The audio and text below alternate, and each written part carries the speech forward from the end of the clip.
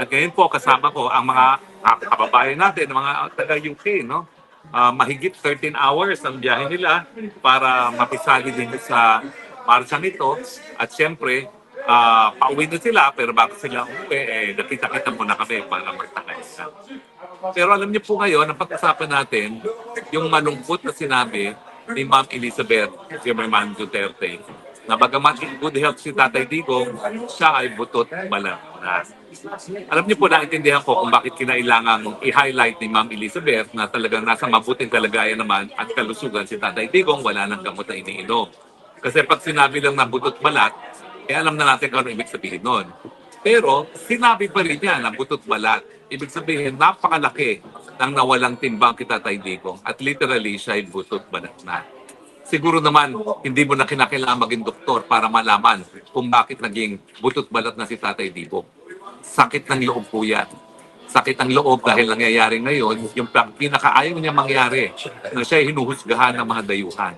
Talaga naman kung mula nung nagkaroon ng isang journal article na nagsasabi na dapat maimbestigahan si Tatay Digong for crimes against humanity, 2017 pa po yun.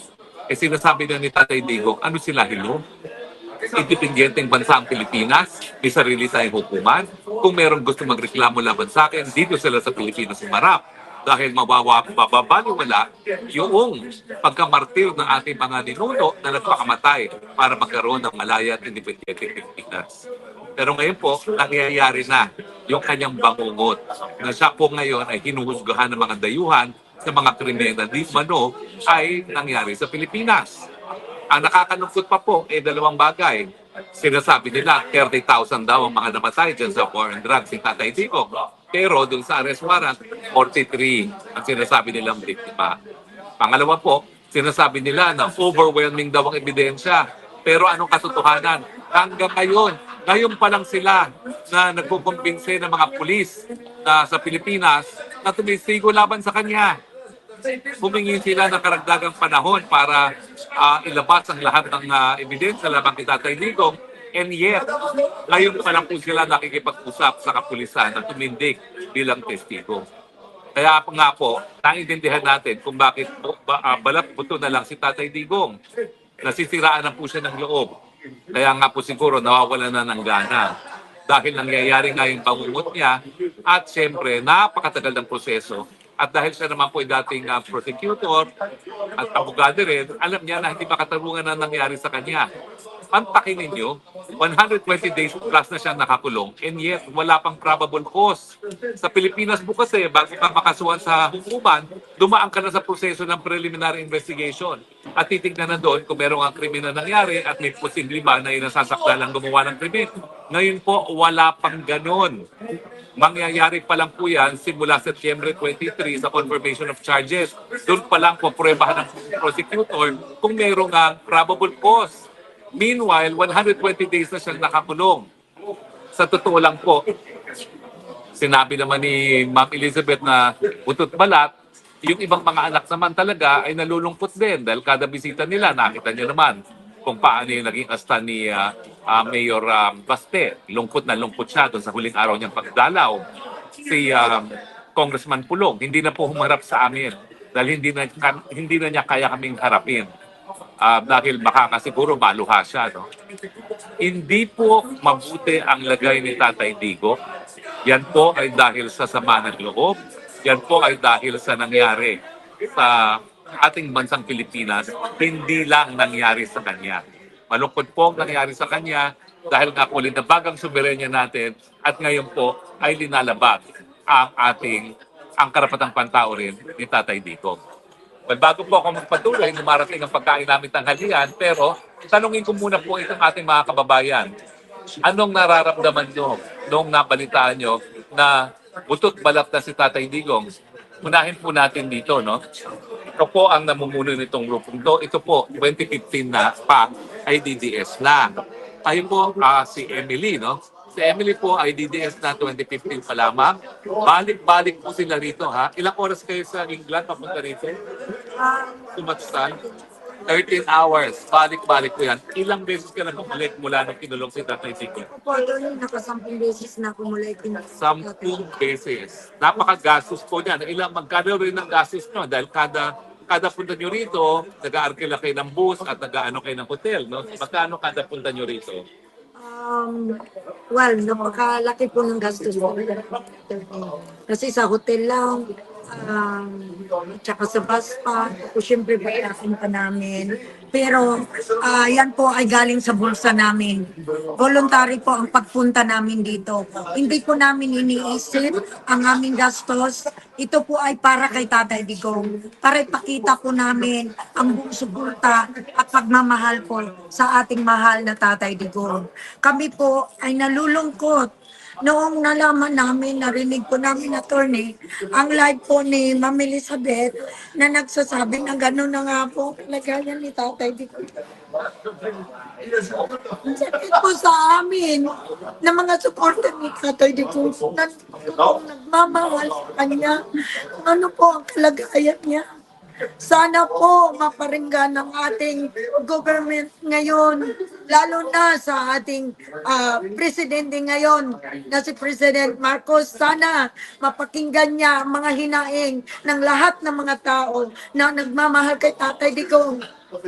Nakauwi na po siya. Yun lang po ang hiling namin. Yun lang po ang pinapanalangin namin na makauwi po ng matiwasay na maayos si Tatay Digong. Si Tatay Digong po ay 80 years old na. Nasa loob ng ICC, Detention Center, na dapat wala siya dyan. Ginawa niya na maayos ang Pilipinas. Siya lang po ang nakapagbigay ng maayos na buhay sa ating mga Pilipino sa Pilipinas. Yan po sana ang maisip ng mga tao na gumawa nitong krimen kay Tatay Digong. Biro mo naman, binyahin nila si Tatay Digong, walang passport. It's illegal. Illegal po, attorney, ang pagdala na kay Tatay Digong. Yan po sana ang iniisip nila. Biro mo walang passport, nakarating si Tatay Digong ng dahil. Tapos, si Tatay Digong ay may sakit, mahina na. So dapat po, yan po ang iniisip ng mga Marcos ngayon. Si Tatay Digong lang po ang nakapag-libing sa tatay ninyo. Sana po, maisip nyo rin yun. Mahal na mahal namin si Tatay Digong. Maraming salamat sa iyong madamdaming pananalita. No? Pero alam nyo, ang katunayan yan, ang malungkot, hindi lang nalinabag nga yung karapatang pantao ni Tatay Digong. Pero malungkot, siguro, akala ng mga Marcoses, dahil pinakulong nila si Tatay Digong, magtatagumpay sila sa kanilang kagustuhan na manatili sa pwesto forever. Marcos Part 2, Marcos forever. Pero hoy, Junior, sa tingin mo kung may mangyari kay Tatay Digong sa dahig, dahil sa ginawa mong pangingid na papapunta sa kanya, magtatagal pa kayo? Magdasal ka na tumaba muli si Tatay Digong dahil pag siya'y patuloy na pumayat at may mangyari sa kanya, tapos na ang inyong pamilya. Kung nung una, kayo'y nakapunta pa ng Hawaii, baka hindi na kayo makaalis ng Pilipinas at magharumintado na ang Pilipino. Hindi ko sinasabi na gawin yan ng ating mga kapwa Pilipino. Pero hindi po imposible yan. Nakabatuhin na kayo ng mga taong bayan pag may nangyari kay Tatay Digong dito sa dahig. Mali kayo kung sa akala ninyo na wala ng problema sa inyo sa pamamagitan ng pagkikidnap nyo papunta ng dahig si Tatay Digong. Pag minangyari, pangungot yan sa inyong lahat at sa mga henerasyon na darating ng Marcos. Hindi kayo patatawarin ng sambayan ng Pilipino.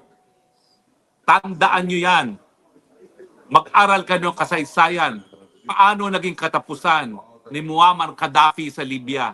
Hindi malayo, ganyan din ang gagawin sa inyo. Hahatawin kayo ng taong bayan sa galit pag may nangyari kay Tatay Digong. Kahit saan pa kayo magtago, may Pilipinong magagalit sa inyo at hahataw sa inyo. Hindi ko sinasabing gawin yan. Ako'y Kristiyano, hindi ko sinasabing dapat gawin yan. Pero ganyan po ang posibleng mangyari sa galit, sa hagupit ng sambayanang Pilipino pag may nangyari sa inyong lahat. Pero pag-usapan natin, anong pwede natin gawin ngayon bilang mga Pilipino? Sa tingin nyo ba, naging epektibo yung marcha natin para makamit yung ating ninanais na maipauwi si Tatay Digo? Si Ross. Nakaramdaman ng mga tao. Yung solidarity na sama-sama tayo na nagmarcha. Kasi yun lang ang alam namin gawin eh. Yung magmarcha para makita na may mga Pilipino, kahit nakatira kami sa London, pumupunta kami dito in any way we can sa sarili naming gastos. Pero yun lang. Pero sa totoo lang, nananalangin kami gabi-gabi, naiiyak kami gabi-gabi. Kasi he's 80 years old. Enough. Ang tagal niya nang nasa detention. Kung may kailangang magdesisyon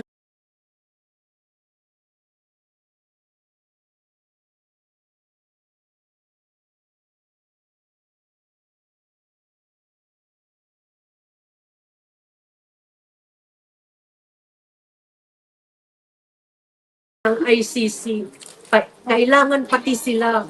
So gusto na sunugin namin ng building ng ICC. Bakit nila kinikip si Digong on what charges? Ang tagal ng September. Pero lahat kami nangangarap na makalaya siya. Totoo lahat sinabi ni Attorney Harry Roque.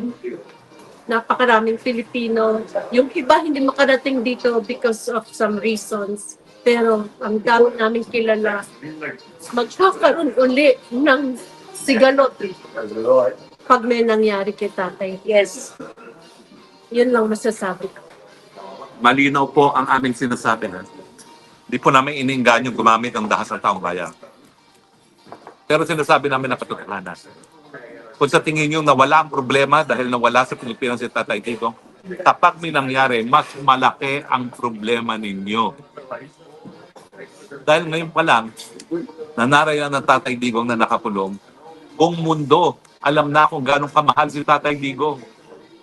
At ngayong naririnig namin na butot balat na siya, hindi po namin matanggap yan.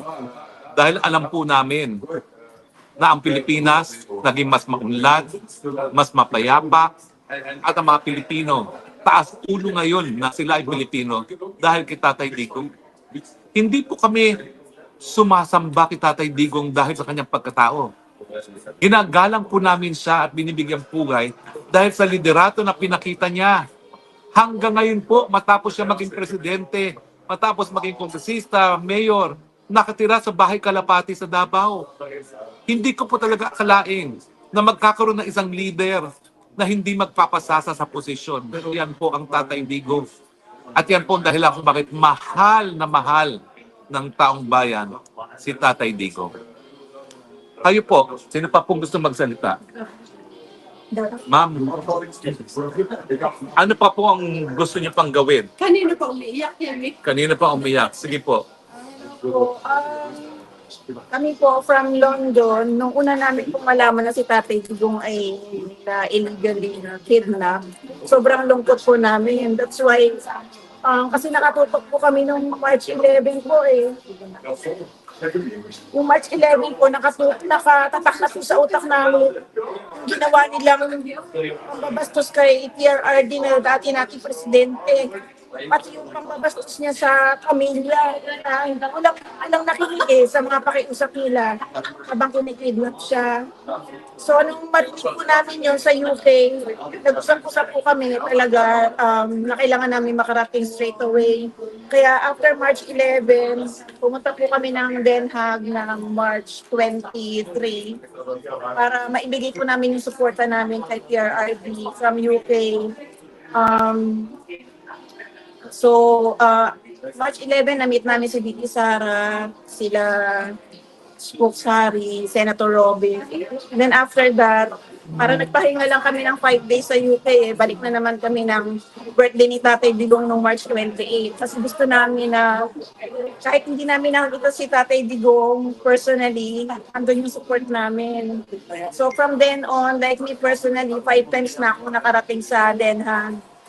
With our own money, time and effort, just to show our support.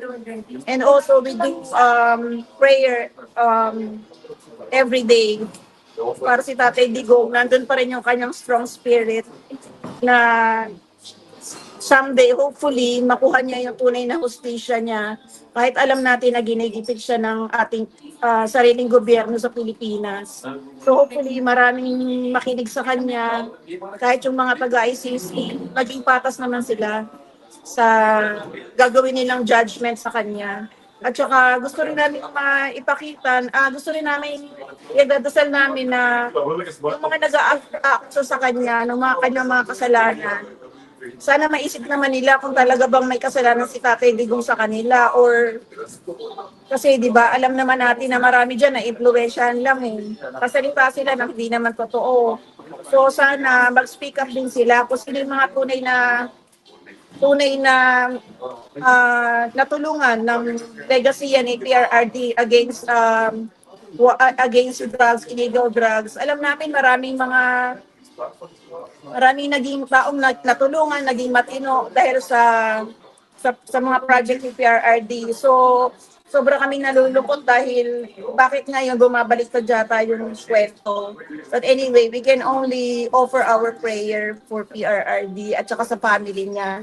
Sana kung gaano kami katatag sa aming suporta, sana mga pamilya niya, Ma'am Hanilet, si Ma'am Elizabeth, mga anak si BP Sara, Kongpolong and Mayor Baste, sana, and Kitty, sana maging matatag pa rin sila hanggang sa dulo.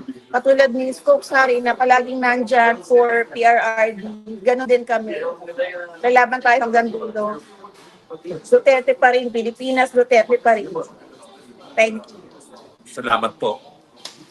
Alam niyo po, tinatanong ko kung meron pa akong dapat na ginawa para maibsan itong kagdurusa ni Tatay Digong.